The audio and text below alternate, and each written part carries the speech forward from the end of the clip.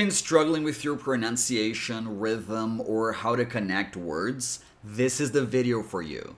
Today we're going to make sure you improve your American English pronunciation by breaking down a video of an amazing YouTuber, Aileen. You might know her channel, Lavendaire. Hello my loves, welcome back to Lavendaire. My name's Aileen and here we talk all about personal growth and life design. So in this video, you're going to get to improve your pitch, intonation, connected speech, and pronunciation. By the way, if this is your first time here, I'm Tyler, and I've been helping ESL professionals for 18 years here in Los Angeles. I've helped actors, entrepreneurs, musicians, politicians, pastors, and I hope I can also help you. So let's get to work. We spend so much time on social media just consuming that we don't let our minds take a break. It's like you're not even in control of your own self. The hustle grinding culture, even the creator culture that's nonstop grinding, that's it puts you in that activated hustle mode. You'll burnt out eventually. If you grew up feeling unseen or invisible, of course being seen on social media is going to feel good. But what if the views are low? What if nobody likes it? Then what happens? How do you feel about yourself then? Let's begin with a bit of pitch and intonation here. And what I want you to pay attention to is when we have two ideas in a sentence. So what usually happens is we go up in the first one to kind of signal the brain that we still have more to say. And then when we're about to wrap things up, we go down to show we're done. Obviously, we're not robots, and things can change depending on emotion, or even maybe the message.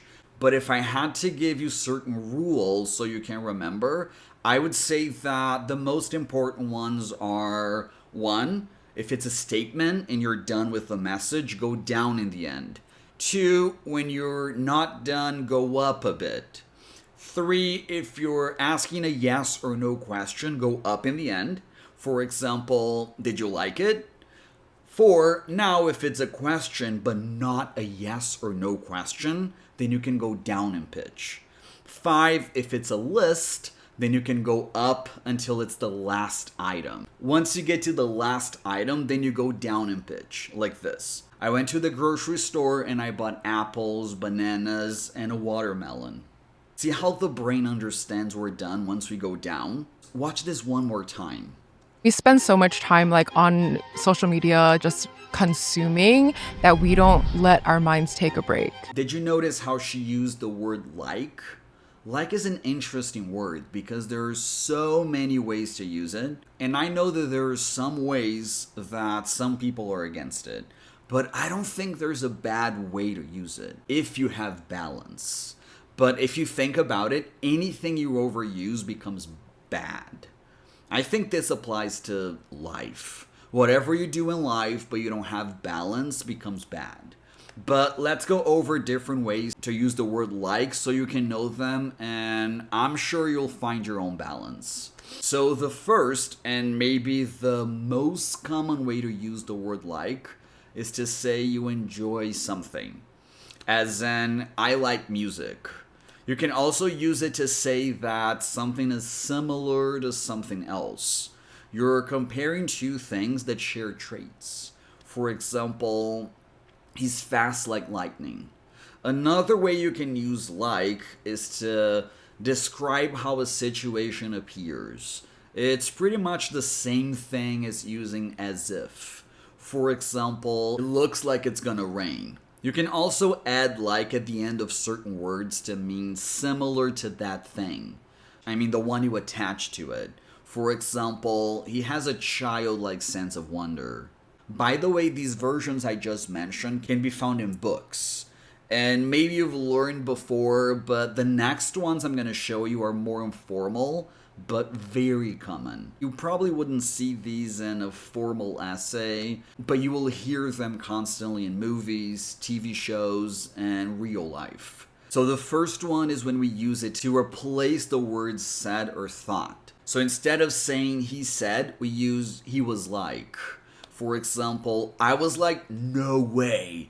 And he was like, yeah. We also use like when you don't know the exact number, time, or amount. For example, the movie starts in like 10 minutes, which is around 10 minutes. Maybe not exactly 10 minutes, but something around that. Another option you have is to use like to point out a specific example, like this example. See what I did there? So you can say, I love to have junk food sometimes, like potato chips, In-N-Out, candy. Well, it can also be used as a pause or filler. We use it to hold our place in the conversation while we think of the next word. It's pretty similar to or if we use it like this. For example, if I say, I just don't really know what to do. So enough about like, let's go to the next sentence. It's like you're not even in control of your own self. I lied. There's actually one more thing I have to mention. I want you to pay attention to how she connected like and your, not even in, and control of yourself. The rule here is the same. Whenever we have a word that ends in a consonant sound and the next word begins in a vowel sound, all you have to do is to bring the consonant sound to the next word. That's why like your sounds like your. Not even in sounds like not even in. And control of your own, control of your own. The rule here is the same in all of these options. Just split the words differently, bring the consonant to the next word so that the consonant and the vowel sound of the next word are together. Hustle grinding culture, even the creator culture that's like nonstop grinding, that's like. So, first of all, I want you to imagine the hustle grinding culture like this. So imagine a world where answering work emails at 2 a.m. isn't just normal. It's something you brag about. And if you don't know what to brag about something is to show off, like using words. It's when someone talks about their achievements, the things they own, or their abilities in a way that they seem overly proud. That is the heart of hustle culture, also known as grind culture. And in simple terms, it's the belief that constant, non-stop work is the ultimate path to success, and that you should dedicate almost every waking moment to getting ahead. I want to talk about this word here, and I'm not sure if you noticed, but we don't pronounce the T sound. All you have to pronounce is H, which is an H and sound, and then S and a dark L sound, which is that L that we usually use the back of the tongue to pronounce it. It's basically hustle, hustle. Now there's another interesting word here. This one, the biggest thing you have to remember here is that T sounds more like a CH as in choke. So it's culture, culture. Like it puts you in that activated hustle mode. You'll burnt out eventually. I want you to think about here is how she went up in hustle mode. Hustle mode.